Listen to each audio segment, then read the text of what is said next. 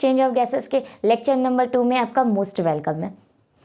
Hope so आपने lecture number 1 revise कर लिया होगा। एक बार क्विक रिकैप देखते हैं क्या क्या पढ़ा था हमने,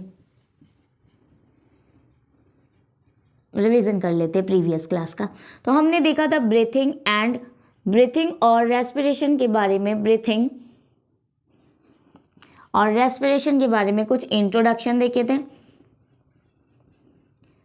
क्या था? Breathing, exchange of gases. तो ब्रीथिंग और रेस्पिरेशन का कुछ इंट्रोडक्शन देखे थे। उसके बाद हमने पढ़ा था रेस्पिरेटरी ऑर्गन्स, यानी कि डिफरेंट एनिमल्स में वो किस तरह से, किस ऑर्गन के हेल्प से वो रेस्पिरेशन प्रोसेस कर रहे हैं, उसे हमने देखा था। तो वो ऑर्गन्स का नेम हम लोग पढ़े थे, रेस्पिरेटरी ऑर्गन्स। और उसके बाद हम लोग स्टार्ट किए थे ह्यूमन रेस्पिरेटरी सिस्टम, और ह्यूमन रेस्पिरेटरी सिस्टम में हमारा 2 पार्ट था। क्या क्या हमने देखा था, बताए थे हम। रेस्पिरेटरी ट्रैक के बारे में हम लोग पढ़ेंगे, रेस्पिरेटरी ट्रैक। तो लास्ट क्लास में हम लोग रेस्पिरेटरी ट्रैक तो पूरा कंप्लीट कवर कर लिए थे। आज हम लोग क्या करेंगे, लंग्स स्टार्ट करेंगे, लंग्स से, और उसके बाद आगे चैप्टर विल मूव करेगा। आगे चैप्टर क्या करेगा, मूव करेगा। तो लंग्स से स्टार्ट करते हैं हम लोग, यहाँ तक इरेज कर देते हैं। लंग्स से स्टार्ट करते हैं, बना लेते हैं लंग्स का डायग्राम, है ना। लंग्स से स्टार्ट करते हैं। ये है हमारा ह्यूमन लंग्स, ड्रॉ कर लेते हैं।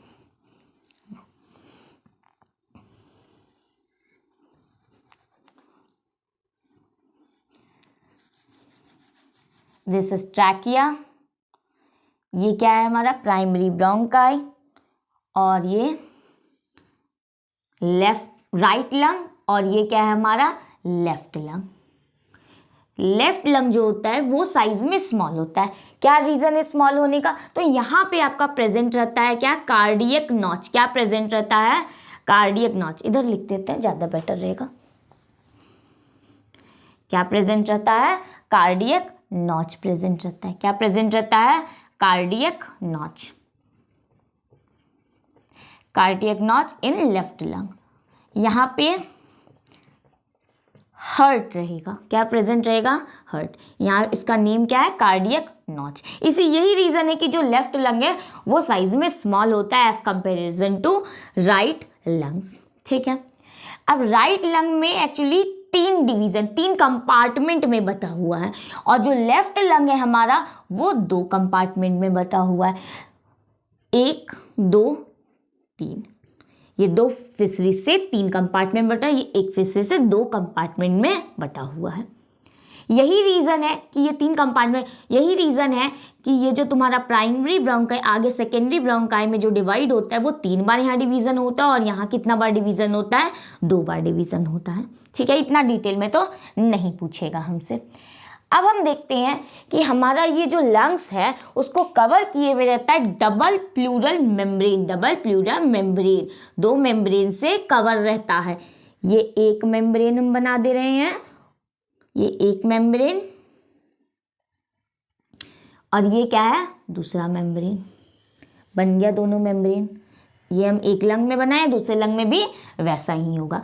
तो अंदर वाला जो मेम्ब्रेन है उसे हम लोग कहते हैं इनर विसरा प्लूरा, और आउटर वाले को कहते हैं बाहर वाले को outer parietal pleura, outer parietal pleura. ये दोनों मिला के क्या बना रहा है, double layered pleural membrane, double layered pleural membrane, double layer pleural membrane. अब जो इनर विसरल मेम्ब्रेन है वो क्लोज कांटेक्ट में रहता है, किसके, close contact with lung surface, lung surface के क्लोज कांटेक्ट में, close contact with lung surface. और जो तुम्हारा आउटर प्लूरा है, आउटर पैराइटल प्लूरा, ये कांटेक्ट में रहता है थोरैसिक कैविटी के, contact with thoracic cavity, thoracic cavity किसके कांटेक्ट में रहता है? थोरैसिक कैविटी के कांटेक्ट में रहता है। तो ठीक है, ये हमारा हो गया। अच्छा, एक इंपॉर्टेंट बात, ये जो हम प्लूरल मेम्ब्रेन बनाया है इनर और आउटर, इसके बीच में प्रेजेंट रहता है फ्लूइड। इस फ्लूइड का नाम क्या है? Pleural fluid, pleural fluid, pleural fluid. ये क्या करेगा? तो रिड्यूस करता है, reduce friction, reduce friction in lungs, friction lungs में फ्रिक्शन को रिड्यूस करता है। बेसिकली ये क्या करेगा? प्रोटेक्शन करेगा, लंग्स को प्रोटेक्ट कर रहा है, शॉक एब्जॉर्बर की तरह काम कर रहा है और फ्रिक्शन को भी रिड्यूस कर रहा है लंग का। ठीक है, तो ये हमारा हो गया लंग के बारे में देख लिए। चलो नोट डाउन कर लो या स्क्रीनशॉट ले लो, आगे मूव करते हैं। ठीक है,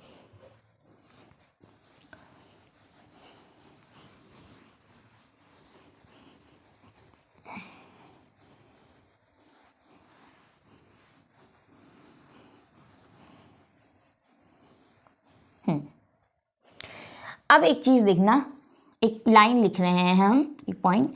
lungs are situated, lungs are situated, lungs are situated in the thoracic, in the thoracic chamber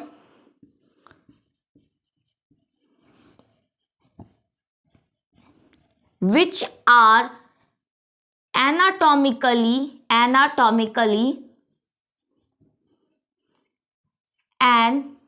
airtight chamber। क्या है इसका मतलब?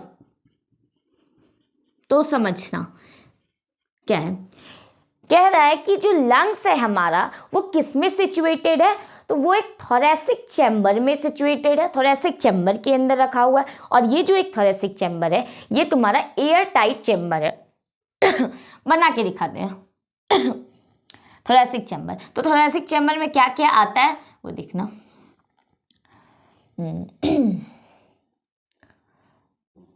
ये वर्टिब्रल कॉलम, पीछे का वर्टिब्रल कॉलम रहेगा।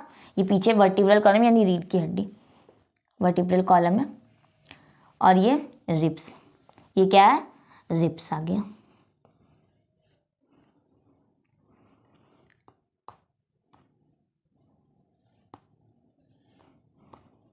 और आगे में स्टर्नम, आगे क्या है? स्टर्नम। पूरा तो ड्रॉ नहीं कर रहे हैं लेकिन ये आगे है स्टर्नम। इस तरह से क्या है? एयर टाइट चेम्बर बना हुआ और नीचे से डोम शेप डायफ्राम है। क्या है? नीचे से डोम शेप डायफ्राम। डायफ्राम क्या होता है? तो ये मसल्स का बना होता है, ठीक है, मसल्स का। डोम शेप डायफ्राम हो गया। पीछे साइड में वर्टिब्रल कॉलम है, साइड्स में रिब्स है, फ्रंट में भी रिब्स है, इधर भी रिब्स है ना, इधर भी रिब्स है। और आगे में स्टर्नम है, नीचे डोम शेप डायफ्राम है। तो थोरैसिक चैम्बर, और इसी के अंदर में लंग्स सिचुएटेड है, इसीलिए लिखे हैं lungs are situated in the thoracic chamber, जो कि anatomically an air tight chamber है। ये क्या है? एयर टाइट चैम्बर है। थोरैसिक चैम्बर, थोरैसिक चैम्बर में क्या क्या आता है देखो इधर। तो डॉर्सली, डॉर्सली किसको बोलते हैं? पीछे को। हम लोग ये पीछे को डॉर्सली बोल रहे हैं, बैक साइड को।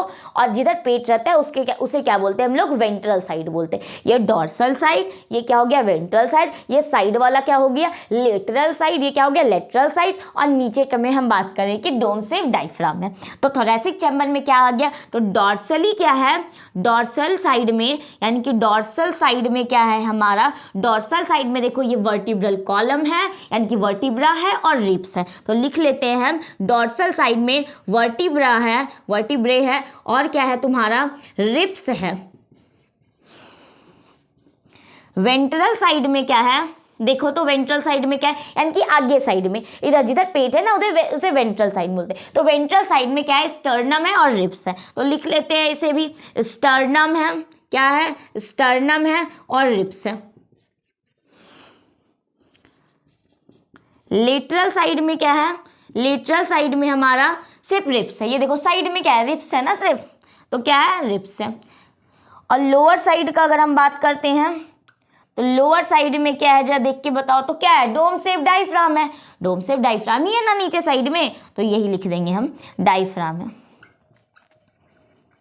डायफ्राम है तुम्हारा डोम शेप का, डोम शेप डायफ्राम। ठीक है, ये हो गया तुम्हारा लंग्स के बारे में, नोट डाउन करो। ठीक है,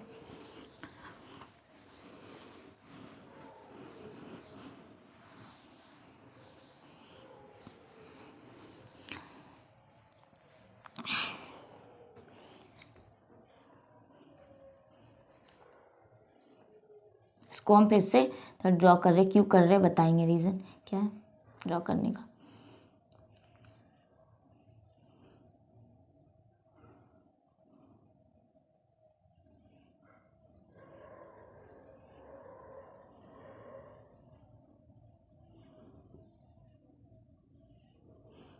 देखो इधर क्या लिख रहे हैं, वी कैन नॉट चेंज या अल्टर, वी कैन नॉट अल्टर या change the pulmonary volume, we can not alter और चेंज द पल्मोनरी वॉल्यूम।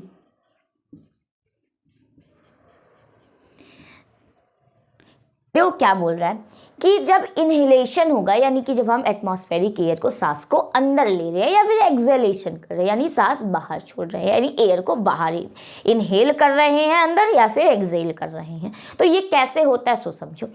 तो एयर अंदर या बाहर कैसे मूव करता है, तो एयर अंदर या बाहर किस तरह से मूव करता है कि air always will move from high pressure to low pressure, ज़्यादा प्रेशर से कम प्रेशर की ओर मूव करता है। एयर किस तरह मूव करता है, high pressure to low pressure move करेगा, हाई प्रेशर से लो प्रेशर मूव करेगा। और प्रेशर यानी कि हमें कम ज़्यादा करना तो हो जाएगा काम, अगर हम लंग का प्रेशर कम ज़्यादा कर देंगे तो उस हिसाब से एयर अंदर या बाहर चला जाएगा। चलो ठीक है, तो प्रेशर कम या ज़्यादा करने के लिए क्या हमें वॉल्यूम कम या ज़्यादा करना होगा, क्योंकि वॉल्यूम और प्रेशर क्या होता है, इनवर्सली प्रोपोर्शनल होता है। ठीक है, अगर हम वॉल्यूम ज़्यादा करेंगे तो प्रेशर कम हो जाएगा, वॉल्यूम कम करेंगे तो प्रेशर ज़्यादा हो जाएगा, तब हो जाएगा एयर अंदर या बाहर जा जाएगा। दिक्कत यहाँ पे ये है कि हम लंग का वॉल्यूम इंक्रीज या डिक्रीज नहीं कर सकते हैं, हम लंग का वॉल्यूम इंक्रीज नहीं कर सकते, उसे कॉन्ट्रैक्ट रिलैक्स नहीं करा सकते, क्योंकि लंग मसल्स का बना ही नहीं है, लंग मसल्स का नहीं बना हुआ है, तो हम उसे कॉन्ट्रैक्ट रिलैक्स तो कर नहीं सकते हैं, तो लंग्स को नहीं कर सकते। लेकिन लंग का पल्मोनरी वॉल्यूम इंक्रीज कर सकते किस तरह से, अगर ये जो थोरैसिक कैविटी है, थोरैसिक चेंबर है, अगर इस थोरैसिक कैविटी का वॉल्यूम इंक्रीज या डिक्रीज होता है तो वो क्या करेगा, वही करेगा कि तुम्हारा जो लंग्स है उसका वॉल्यूम इंक्रीज या डिक्रीज हो जाएगा। तो यानी कि हम लोग we can not change the pulmonary volume change नहीं कर सकते, यानी लंग का वॉल्यूम, पल्मोनरी वर्ड लंग के लिए यूज होता है, तो पल्मोनरी वॉल्यूम इंक्रीज चेंज नहीं कर सकते, क्या नहीं कर सकते, चेंज नहीं कर सकते। We can not change the pulmonary volume because lung has no muscles, ठीक है, लंग के पास मसल्स नहीं होता। Any change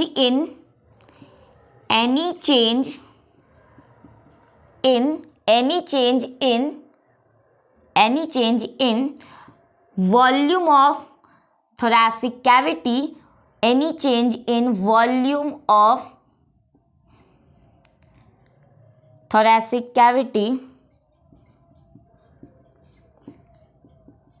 will result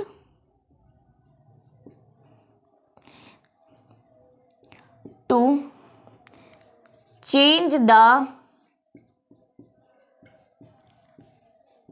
pulmonary volume। तब हम लोग पल्मोनरी वॉल्यूम को या फिर ये लिख सकते हैं will reflect to change the pulmonary volume, will reflect to change the pulmonary volume. ठीक है, तो अब हम लोग पल्मोनरी वॉल्यूम को चेंज कर सकते हैं। समझ आया ये? ठीक है, नोट डाउन करो।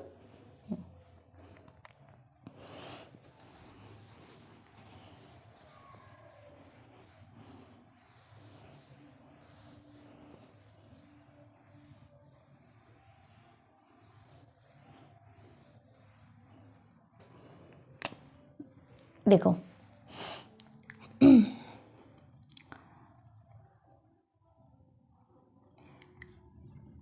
रेस्पिरेशन इन्वॉल्व्स, नेक्स्ट टॉपिक है हमारा, रेस्पिरेशन इन्वॉल्व्स फॉलोइंग स्टेप्स। कितना स्टेप्स होता है? टोटल 5 स्टेप है, ठीक है, 5 स्टेप्स। देखो क्या क्या आता है, यानी कि रेस्पिरेशन जो है वो टोटल 5 स्टेप से होता है। सबसे पहला स्टेप है तुम्हारा ब्रीथिंग और पल्मोनरी वेंटिलेशन, यानी ब्रीथिंग एंड पल्मोनरी यानी कि exchange of gases, exchange of gases करना है, यानी कि बाहर का एयर क्या करना है, अंदर लेना है, और अंदर में जो कार्बन डाइऑक्साइड रिच एयर है उसे बाहर करना है। तो पहला तो ये स्टेप हो गया। अब ये जो एक्सचेंज ऑफ गैसेस हुआ है उसका डिफ्यूजन होगा। चलो हम लिखते जाते हैं साथ साथ, एक एक पॉइंट करके, ज़्यादा क्लियर होगा। फर्स्ट पॉइंट में लिखो, पहला स्टेप क्या है तुम्हारा? ब्रीथिंग और pulmonary ventilation. Breathing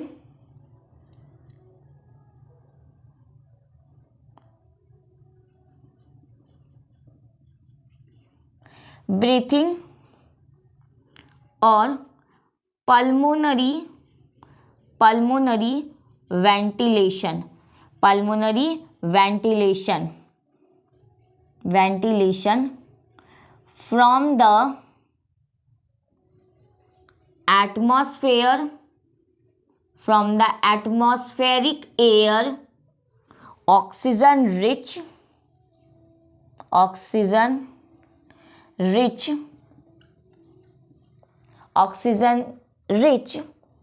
is drawn in, वो अंदर आएगा oxygen rich air, drawn in, and carbon and alveolar air या फिर carbon dioxide is released out, and carbon dioxide is released, इसको यहाँ पे इस तरह से हम लोग लिखेंगे,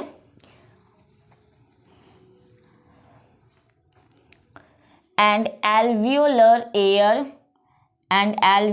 air carbon dioxide rich is released out,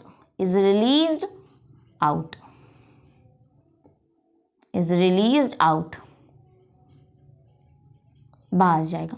ठीक है, दूसरा स्टेप क्या है कि गैसेस अंदर तो आ गए, अब क्या होगा तुम्हारा डिफ्यूजन होगा। जैसे ये हम बना देते एल्वुलर, ठीक है, एल्वुलर, और ये क्या है हमारा blood capillaries.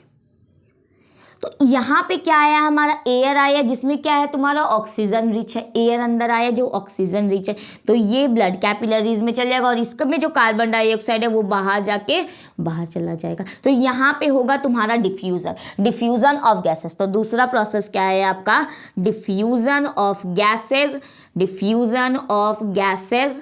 Oxygen and carbon dioxide, across alveolar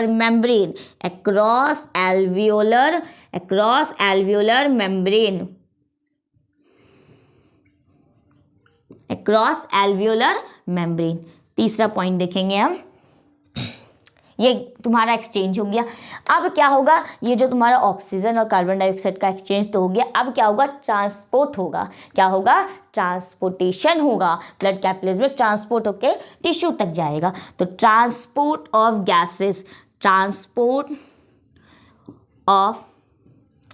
gases, oxygen and carbon dioxide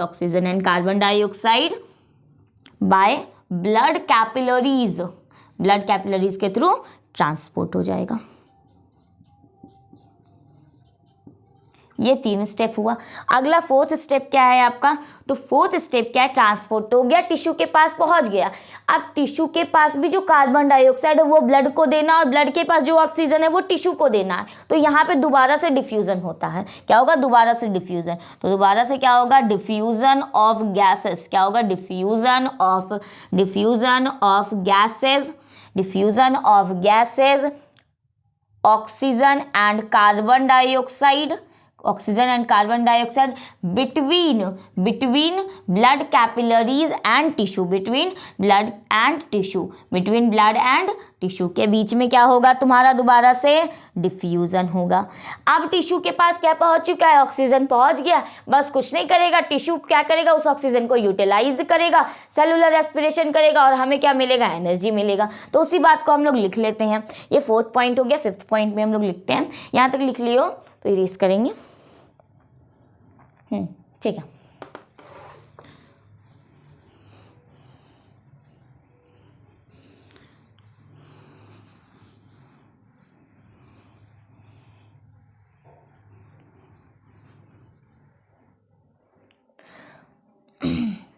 utilised of oxygen, वो जो ऑक्सीजन आया है उसका क्या होगा, यूटिलाइजेशन होगा। क्या होगा, utilisation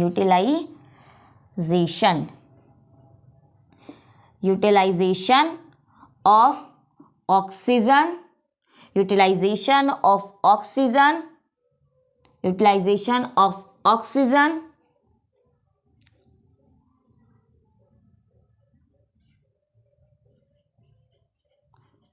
through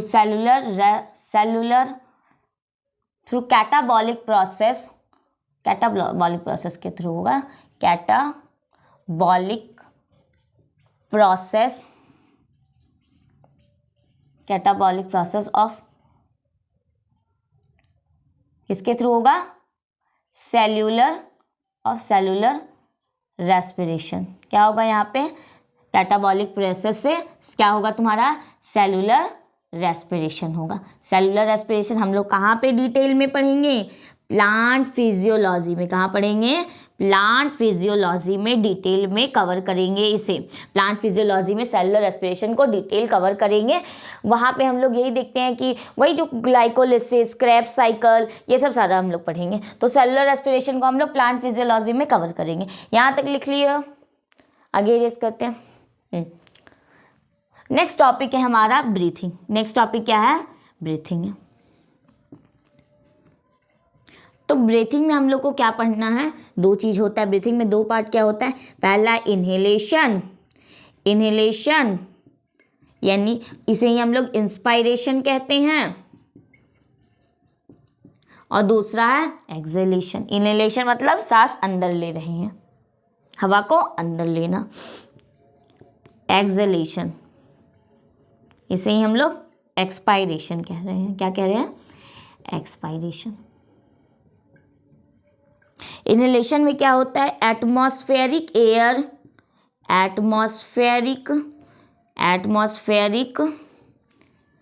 air is drawn in oxygen rich. क्या होगा, ऑक्सीजन रिच वो अंदर आएगा। और इसमें alveolar air is released out carbon dioxide rich. वो क्या होगा, कार्बन डाइऑक्साइड रिच जो एयर है एल्वियोलाई में वो बाहर जाएगा। तो ये ब्रीथिंग का 2 स्टेप, पहला इनहेलेशन और दूसरा एक्सहेलेशन। क्या, इनहेलेशन और एक्सहेलेशन। इसे हम लोग एक एक करके डिटेल में पढ़ते हैं, यानी कि कैसे इनहेलेशन होता है, मैकेनिज्म क्या है वो देखेंगे। यहाँ तक नोट कर लिए मैं।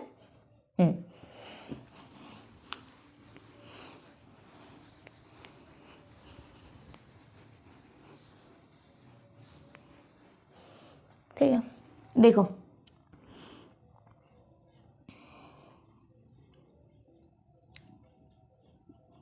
सबसे पहले तो इनहेलेशन जो है वो एक एक्टिव प्रोसेस है।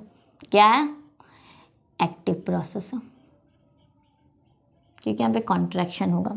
देखो कैसे होता है, ये हम बना देते हैं लंग्स बना दिए।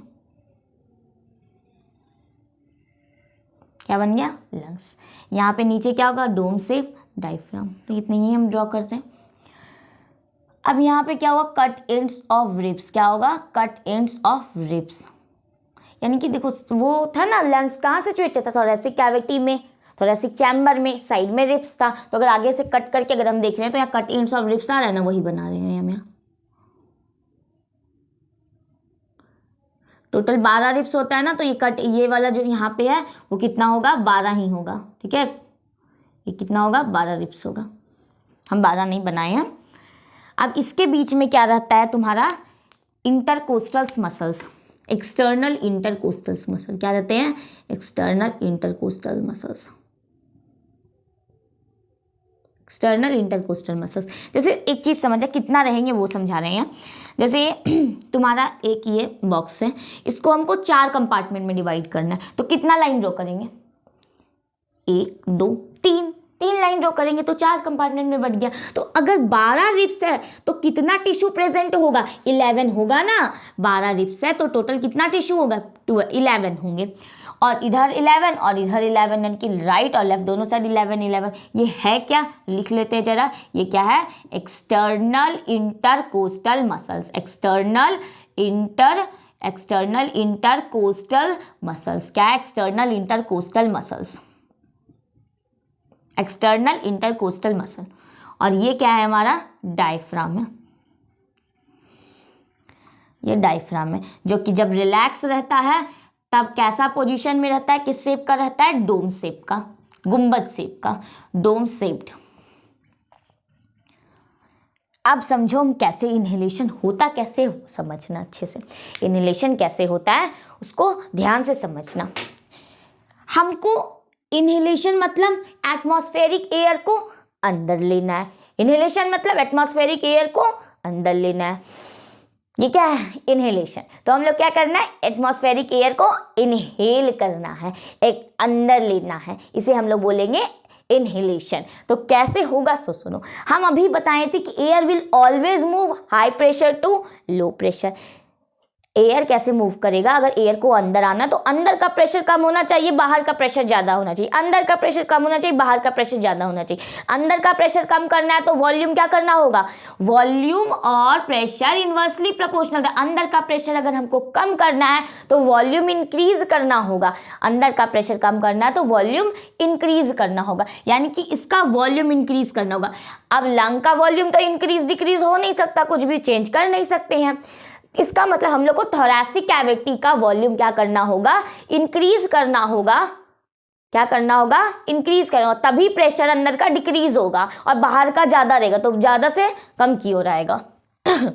तो इसका हमको क्या करना है, थोरैसिक कैविटी का वॉल्यूम इंक्रीज करना है। कैसे करेंगे, तो ये देखो, ये जो डोम शेप डायफ्राम है, ये डोम शेप डायफ्राम अगर फ्लैट हो जाता है, ये डोम शेप डायफ्राम अगर फ्लैट हो जाता है तो क्या होगा, इतना वॉल्यूम इंक्रीज हो जाएगा। अगर ये डोम शेप डायफ्राम अगर फ्लैट हो जाता है तो क्या इतना वॉल्यूम इंक्रीज होगा, हाँ हो जाएगा। और ये जो एक्सटर्नल इंटरकोस्टल मसल्स है, ये अगर लिफ्ट अप हो जाएंगे, यानी कि अपवर्ड लिफ्ट रहेंगे, ये कॉन्ट्रैक्ट करेंगे और इस तरह से लिफ्ट करेंगे, तब इधर से वॉल्यूम क्या हो जाएगा, इंक्रीज हो जाएगा, अल्टीमेटली वॉल्यूम इंक्रीज होगा। अब वॉल्यूम इंक्रीज हुआ है, थोरैसिक कैविटी का वॉल्यूम इंक्रीज हुआ है, मतलब लंग का वॉल्यूम इंक्रीज हुआ है, लंग का वॉल्यूम इंक्रीज हुआ है मतलब क्या, लंग का प्रेशर डिक्रीज हुआ है। और लंग का अगर प्रेशर डिक्रीज हुआ है तो बाहर एटमॉस्फेयर में ज़्यादा प्रेशर है, अंदर कम pressure, air will move high pressure to low pressure, inhalation हो जाएगा। चलो जो बताए हैं उसी को हम यहाँ पे पॉइंट वाइज फ्लो चार्ट में लिख देते हैं। सबसे पहला क्या है, जो डायफ्राम है हमारा वो क्या करेगा, कॉन्ट्रैक्ट करेगा, डायफ्राम कॉन्ट्रैक्ट करेगा। डायफ्राम कॉन्ट्रैक्ट करेगा मतलब कि बिकम्स फ्लैट, डायफ्राम क्या हो जाएगा, फ्लैट हो जाएगा, बिकम्स फ्लैट। अब ये फ्लैट होगा तो क्या होगा, इंक्रीज थोरैसिक वॉल्यूम का, थोरैसिक कैविटी का वॉल्यूम इंक्रीज करेगा, increase volume of thoracic cavity, increase volume of thoracic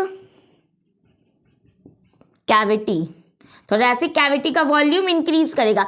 और अगर थोरैसिक कैविटी का वॉल्यूम इंक्रीज कर रहा है तो किस और क्या इंक्रीज करेगा, increase intra pulmonary volume. Intra pulmonary मतलब पल्मोनरी वर्ड लंग के लिए यूज करें, अंदर का वॉल्यूम इंक्रीज कर रहा है इसलिए बोलेंगे इंट्रा पल्मोनरी। तो increase intra pulmonary volume, increase intra pulmonary volume, intra pulmonary volume increase कर गया है। इंट्रा पल्मोनरी वॉल्यूम अगर इंक्रीज किया है तो डिक्रीज क्या किया है, प्रेशर डिक्रीज किया है, decrease decrease intra pulmonary pressure, intra pulmonary pressure क्या किया, डिक्रीज किया है इंट्रा पल्मोनरी प्रेशर। अगर अंदर का प्रेशर कम हो गया है, अंदर का प्रेशर कम हो गया तो क्या होगा, अंदर का प्रेशर कम हो गया है तो air will move high pressure to low pressure, air अंदर आ गया, इनहेलेशन विल अकर। ये डायफ्राम से बता दें। दूसरा क्या है कि जो तुम्हारा एक्सटर्नल इंटरकोस्टल मसल्स है, एक्सटर्नल इंटरकोस्टल मसल्स जब कॉन्ट्रैक्ट करेगा, एक्सटर्नल इंटरकोस्टल मसल्स जब कॉन्ट्रैक्ट करेगा, अच्छा ये इंटरकोस्टल मसल्स 11 पेयर में होते हैं और ये बिटवीन द रिब्स प्रेजेंट होगा, रिब्स के बीच में, बिटवीन दी रिब्स। तो ये जब कॉन्ट्रैक्ट करेगा, ये जब कॉन्ट्रैक्ट करेगा तो जो स्टर्नम है, यानी कि आगे स्टर्नम बनाए थे ना, स्टर्नम, और स्टर्नम किधर मूव करेगा, sternum lifts up, sternum lifts up and out, sternum lifts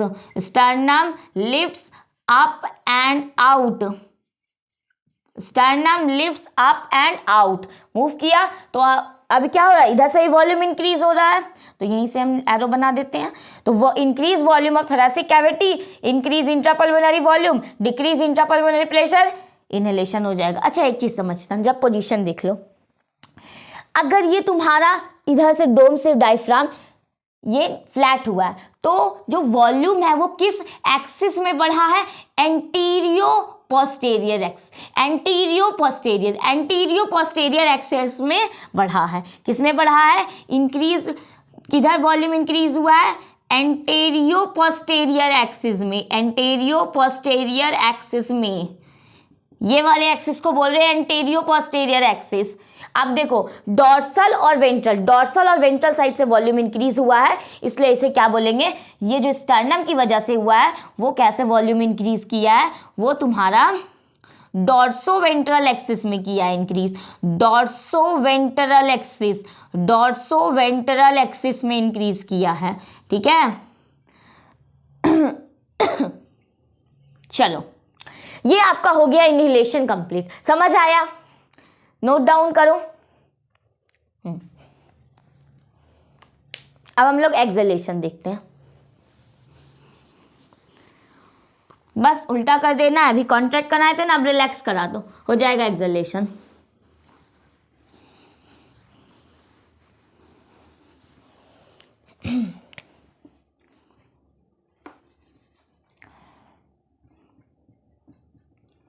exhalation, ये नॉर्मल एक्सहेलेशन, तो जो नॉर्मल एक्सहेलेशन होता है ना वो आपका पैसिव प्रोसेस है, क्योंकि इसमें किसी भी मसल का कॉन्ट्रैक्शन नहीं करा रहे, कुछ का भी कॉन्ट्रैक्शन नहीं करा, पैसिव प्रोसेस है। क्या करेंगे, कैसे होगा एक्सहेलेशन, देखो रिलैक्सेशन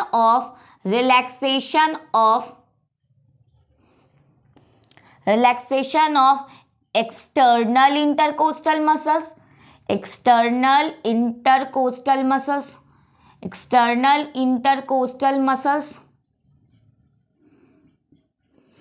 and diaphragm, ये क्या हो रहे हैं, रिलैक्स हो जा रहे हैं अपने back to their normal position, back to their normal या ओरिजिनल पोजीशन में क्या हुए हैं, बैक कर गए हैं, ठीक। जब ये रिलैक्स कर गए हैं तो अब क्या होगा, वॉल्यूम डिक्रीज हो जाएगा, तो decrease volume of thoracic cavity,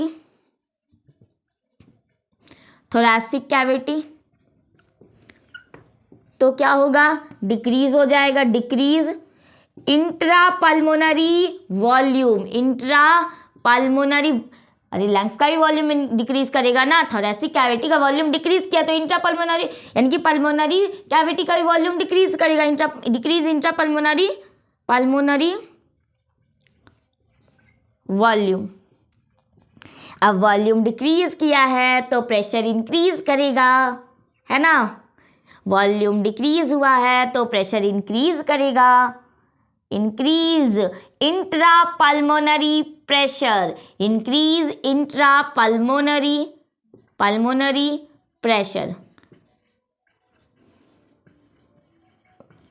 अब क्या हुआ, अगर प्रेशर इंक्रीज हो गया, अंदर का प्रेशर इंक्रीज हो गया, बाहर प्रेशर कम है, अंदर का प्रेशर इंक्रीज हो गया, बाहर प्रेशर कम है, एयर किधर मूव करेगा, इन टू आउट, अंदर से बाहर की ओर। Air will always move high pressure to low pressure. तो अब क्या हो जाएगा, एक्सलेशन, एयर बाहर चला गया। ये आपका नॉर्मल एक्सलेशन था, समझ आया? ठीक है, नोट करो। अब हम लोग पढ़ते फोर्सफुल एक्सलेशन क्या होता है। ठीक है,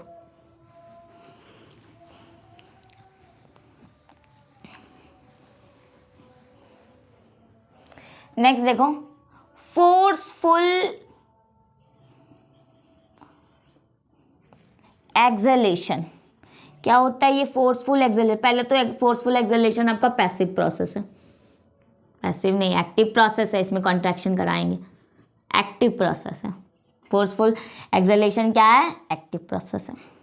फोर्सफुल एक्सलेशन क्या होता है, हम लोग नॉर्मल एक्सपायर कर दिया कि जो हमारा एयर अंदर आया, एयर बाहर गया। अब हम एक्स्ट्रा और एयर क्या कर रहे हैं, फोर्स लगा के बाहर करें, इसे बोलते हैं फोर्सफुल एक्सलेशन या forceful expiration.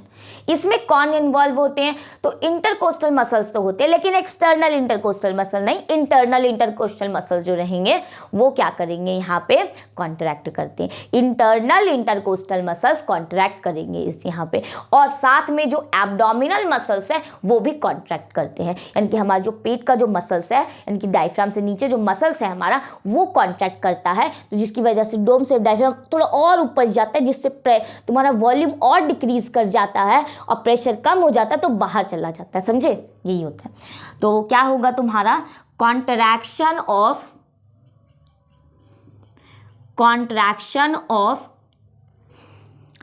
Internal intercostal muscle, internal intercostal muscles,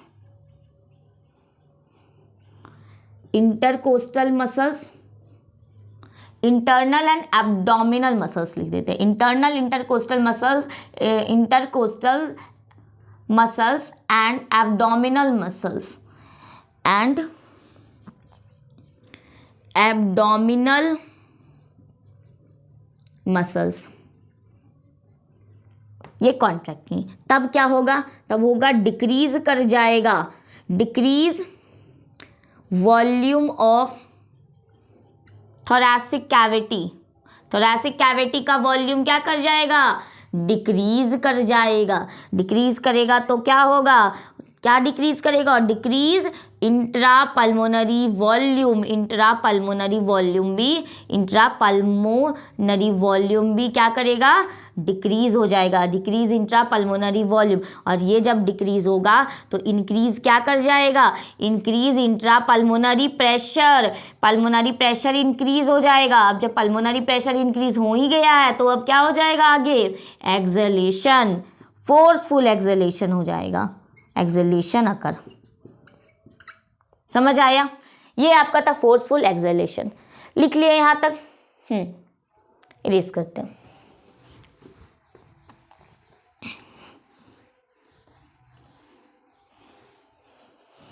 next देखो, अगला है हमारा एक टॉपिक, ब्रीथिंग रेट क्या होता है। ब्रीथिंग रेट समझना,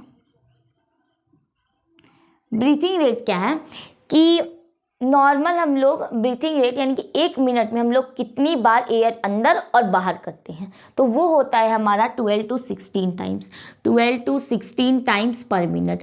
1 मिनट में ब्रीथिंग रेट क्या हो जाता है, 1 मिनट में हम लोग 12 से 16 बार ब्रीथ करते हैं पर minute. Breathing rate 12 to 16 times पर मिनट, ये क्या हो गया तुम्हारा, ब्रीथिंग रेट हो गया। ठीक है, यहाँ तक कर लिया। आगे देखो, इसको करने के बाद आगे देखो, हम लोग इसके बाद हम लोग को पढ़ना है पल्मोनरी वॉल्यूम और पल्मोनरी कैपेसिटी। पल्मोनरी वॉल्यूम और क्या पढ़ते हैं हम लोग, पल्मोनरी कैपेसिटी पढ़ते हैं। यहाँ तक लिख लिए, यहाँ तक हो गया होगा। आगे हम लोग का नेक्स्ट टॉपिक है नेक्स्ट टॉपिक है हम लोग का इसके बाद पल्मोनरी वॉल्यूम और पल्मोनरी कैपेसिटी। क्या है? पल्मोनरी वॉल्यूम और पल्मोनरी कैपेसिटी।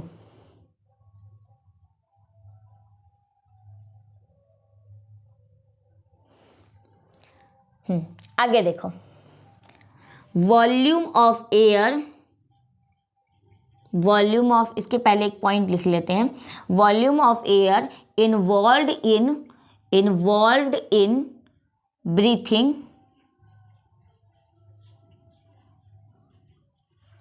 is measured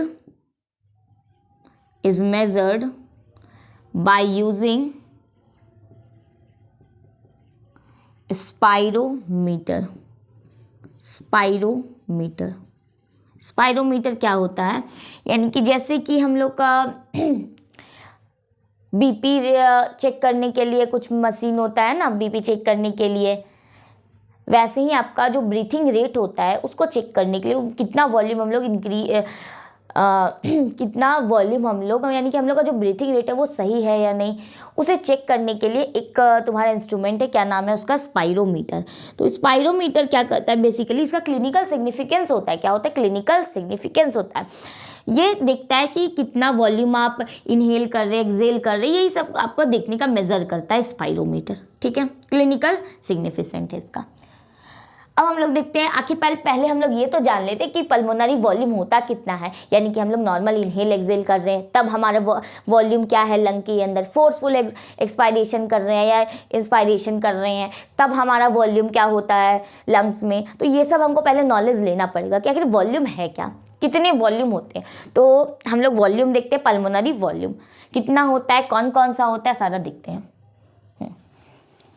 हम लोग पहला टॉपिक है पल्मोनरी वॉल्यूम। अब नेक्स्ट टॉपिक क्या है? Pulmonary volume. पल्मोनरी वॉल्यूम, तो पल्मोनरी वॉल्यूम में क्या आता है? सबसे पहला है हमारा टाइडल वॉल्यूम। पहला क्या है? Tidal volume. टाइडल वॉल्यूम क्या होता है कि हम लोग नॉर्मल और रेस्टिंग कंडीशन में, यानी कि टाइडल वॉल्यूम को टीवी से डिनोट करते हैं। बहुत इंपॉर्टेंट और बहुत कॉन्सेप्ट वाला ये टॉपिक है, समझ लोगे तो बड़ा इजी लगेगा।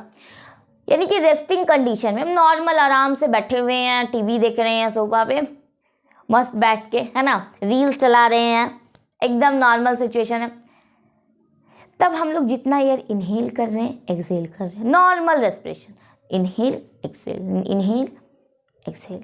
अभी हम जो सांस लें अंदर लिए बाहर छोड़िए, इसे हम लोग क्या बोलते हैं? टाइडल वॉल्यूम बोलते हैं। यानी जितना वॉल्यूम ऑफ एयर हम लोग नॉर्मली इनहेल और एक्सेल कर रहे हैं उसे हम लोग क्या बोलते हैं?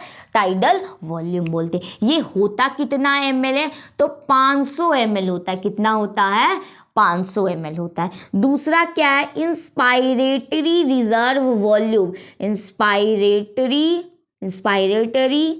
Reserve volume, inspiratory reserve volume, IRV। तो इंस्पायरेटरी रिजर्व वॉल्यूम क्या है? ये होता कितना है? ये होता है आपका 2500 से लेके 3000 ml तक होता। क्या समझना थोड़ा यानी कि हम लोग नॉर्मल इनहेल और एक्सेल तो कर रहे हैं, इनहेल किए एक्सेल किए, ये टाइडल वॉल्यूम है। अब हम लोग नॉर्मल इनहेल किए, और कितना हम इनहेल कर सकते हैं? ये क्या हुआ? कितना वॉल्यूम हम और इनहेल कर सकते हैं, इसे हम लोग बोलते हैं इंस्पायरेटरी रिजर्व वॉल्यूम। क्या बोलते हैं? Inspiratory reserve volume. यानी और कितना वॉल्यूम हम रिजर्व कर सकते हैं अपने अंदर लेके। ये तो नॉर्मल इनहेल कर लिया, अब और कितना करेंगे? ये क्या हुआ आपका? Inspiratory reserve volume. कितना होगा? 2500 ml से लेके 3000 ml तक। अब अगला है हमारा expiratory reserve volume. Expiratory reserve volume, expiratory reserve volume, ERV। तो एक्सपायरेटरी रिजर्व वॉल्यूम वो कितना होता है? 1000 से लेके 1100 ml तक होता है। ठीक है, एक्सपायरेटरी रिजर्व वॉल्यूम क्या है कि हम नॉर्मल एक्सेल कर दिया, ये क्या हुआ? नॉर्मल एक्सेल कर दिया। अब हम और कितना एक्सेल कर सकते हैं? ये तो इनहेल था, ये क्या था, जितना वॉल्यूम एडिशनल हम और एक्सेल के, इसे ही हम लोग बोलते हैं एक्सपायरेटरी रिजर्व। वॉल्यूम कितना होता है, 1000 से लेके 1100 ml। अब अगला है हमारा नेक्स्ट वॉल्यूम है रेसिडुअल वॉल्यूम। क्या है, रेसिडुअल वॉल्यूम। नेक्स्ट क्या है हमारा, रेसिडुअल वॉल्यूम। तो रेसिडुअल वॉल्यूम कितना हो जाएगा, रेसिडुअल वॉल्यूम कितना हो जाएगा हमारा, वो समझना कि पहले तो रेसिडुअल वॉल्यूम होता क्या, पहले वो देख लो। तो रेसिडुअल वॉल्यूम क्या है कि एक वॉल्यूम तो ये हुआ कि हम लोग अंदर की और कितना की इंस्पायरेटरी रिजर्व वॉल्यूम, एक्सेल की और कितना एक्सेल की एक्सपायरेटरी रिजर्व वॉल्यूम। लेकिन हम लोग फोर्सफुल एक्सपायरेशन करने के बाद एक्सेल करने के बाद और हमारे लंग में कुछ वॉल्यूम हमेशा रह जाता है। जो वॉल्यूम रह जाता है यानी कि फोर्सफुल एक्सपायरेशन करने के बाद भी हमारे लंग में जो वॉल्यूम ऑफ एयर बच गया है उसे ही हम लोग बोलते हैं रेसिडुअल वॉल्यूम। सॉरी, 1100 से लेके 1200 ml तक होता है। ठीक है, ये आपका चारों तरह का वॉल्यूम हम बता दिए। एक चीज़ देख लेना, ब्रीथिंग रेट हम तुम लोग को बताए थे, तो आखिर कितना वॉल्यूम ऑफ एयर हमारा होता है इसमें, तो वो देख लेना। यानी कि जब एक बार इनहेल एक्सेल कर रहे हैं तो उसमें कितना वॉल्यूम इन्वॉल्व रहता है। रेस्पायरेटरी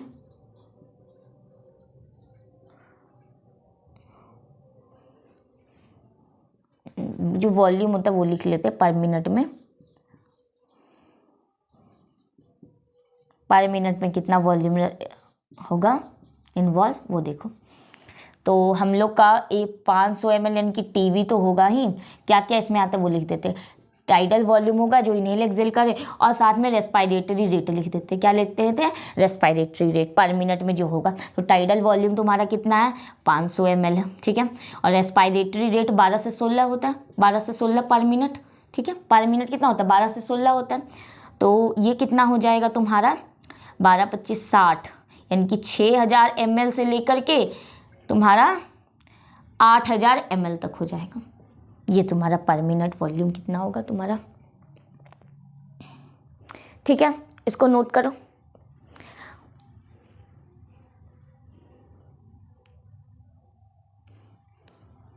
नोट कर लिया, चलो इरेज कर देते।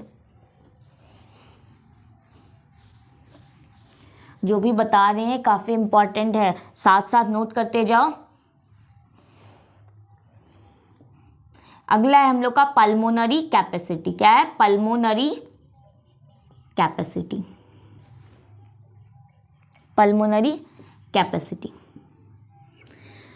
पल्मोनरी कैपेसिटी क्या होता है कि पल्मोनरी कैपेसिटी वॉल्यूम को ही हम लोग ऐड करके बताएंगे कि कितना होगा तुम्हारा। तो पल्मोनरी कैपेसिटी में पहला है हमारा, यानी कि हमारा जो लंग का है उसका कैपेसिटी क्या है, वॉल्यूम ऑफ एयर स्टोर करने का कैपेसिटी क्या क्या है। तो डिफरेंट टाइप की कैपेसिटी होती है। सबसे पहला जो है हमारा वो है inspiratory capacity. Inspiratory capacity, inspiratory capacity. Inspiratory capacity क्या होता है, यानी कि इनहेल करने का हमारे लंग का कैपेसिटी कितना है। यानी कि एक तो हम जो टाइडल वॉल्यूम इनहेल कर ले रहे हैं, यानी कि आराम से जो इनहेल कर दी वो, और एक फोर्सफुल इनहेलेशन की, यानी कि ये, तो ये टोटल हम लोग कितना वॉल्यूम, हम लोग का लंग का कितना कैपेसिटी था उस वॉल्यूम ऑफ एयर को स्टोर करने का, उसे ही हम लोग बोलते हैं इंस्पायरेटरी कैपेसिटी। यानी इनहेलेशन करने का कितना कैपेसिटी हमारा लंग का, वही बोले, उसे ही क्या कहते हैं, इंस्पायरेटरी कैपेसिटी। तो इसमें टाइडल वॉल्यूम आ गया, और साथ में जो हम लोग एडिशन टाइडल वॉल्यूम यानी जो हम लोग नॉर्मल इनहेल कर लिए, और एक्स्ट्रा जो हम लोग इनहेल कर सकते हैं यानी इंस्पायरेटरी रिजर्व वॉल्यूम। तो टाइडल वॉल्यूम और IRV को जोड़ दो तो तुम्हारा क्या आ जाएगा, इंस्पायरेटरी कैपेसिटी आ जाएगा। नेक्स्ट है हम लोग का एक्सपायरेटरी कैपेसिटी। नेक्स्ट क्या है, एक्सपायरेटरी कैपेसिटी। एक्सपायरेटरी कैपेसिटी मतलब एक्सहेल करने का हमारा कितना कैपेसिटी। तो टाइडल वॉल्यूम यानी जो एक्सहेल कर सकते हैं नॉर्मल, वो तो ठीक है, और हम कितना फोर्सफुल एक्सपायरेशन कर सकते हैं, ये हो गया एक्सहेल, ये क्या हो गया, फोर्सफुल एक्सपायरेशन। तो ये क्या था तुम्हारा, एक्सपायरेटरी कैपेसिटी, यानी कि कितना वॉल्यूम हम लोग एक्सहेल कर सकता है हमारा लंग, उसका कैपेसिटी क्या है। तो टाइडल वॉल्यूम प्लस ERV लिख दो, एक्सपायरेटरी रिजर्व वॉल्यूम। समझ आया, बड़ा इजी था मैम, है ना। अगला देखो, थर्ड नंबर, इंस्पायरेटरी कैपेसिटी और एक्सपायरेटरी कैपेसिटी। अगला है हमारा वाइटल कैपेसिटी। वाइटल कैपेसिटी क्या होता है? वाइटल कैपेसिटी क्या होता है कि पूरा एयर हम एक्सहेल कर दिए, पूरा एयर एक्सहेल जितना हम कर सकते थे कर दिए लंग का। अब हम लोग कितना एयर पूरा टोटल इनहेल कर सकते हैं? टोटल कितना इनहेल कर सकते हैं? तो कितना इनहेल कर सकते हैं? देखो हम लोग को लंग को पूरा हम लोग क्या किए, इसमें कितना एयर इनहेल कर सकते हैं? तो पहला है कि टाइडल वॉल्यूम आ जाएगा, पूरा हम लोग एक्सहेल कर दिए ना, तो इसमें टीवी, आईआरवी और साथ में ईआरवी आ जाएगा। Expiratory reserve tidal volume, expiratory reserve volume और एक्सपायरेटरी रिजर्व वॉल्यूम, ये तीनों आ जाएगा तुम्हारा वाइटल कैपेसिटी में। इसको इस तरह से भी हम लोग लिख सकते हैं कि टीवी, इस तरह से लिख सकते हैं, इस दोनों को मिला के IC, TV plus IRV IC होता है और ईआरवी साथ में, ठीक है, ये हो गया। और एक और तरीका है इसको लिखने का, ये दोनों को साथ में हम लोग ईसी लिख सकते हैं और इसको आईआरवी। तो ये दो तरीका है लिखने का तुम्हारा वाइटल कैपेसिटी का, यानी कि वीसी, समझे। फोर्थ है हमारा total lung capacity. Total lung capacity यानी हमारा लंग का टोटल कितना कैपेसिटी, तो चारों वॉल्यूम को ऐड कर दो ना, मिल जाएगा टोटल लंग कैपेसिटी। यानी कि रेसिडुअल वॉल्यूम जो हमेशा रहता है और जितना हम लोग एक्सहेल कर सकते हैं, इनहेल कर सकते हैं, और जो टाइडल वॉल्यूम है नॉर्मल, तो सबको ऐड कर दो। तो इसमें टोटल लंग कैपेसिटी TLC, ये क्या हो जाएगा? Tidal volume, inspiratory reserve volume, expiratory reserve volume और साथ में रेसिडुअल वॉल्यूम आ गया तुम्हारा। ये सारे को ऐड कर दो।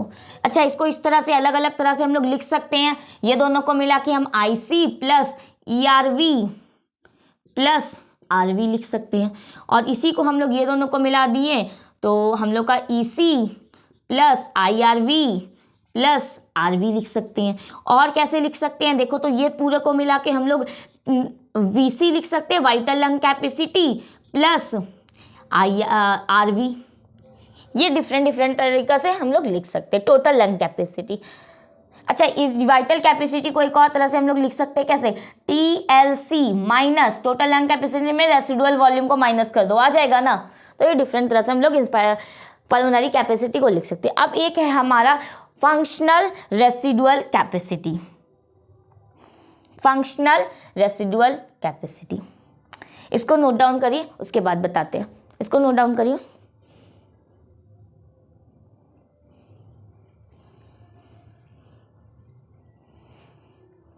ठीक है,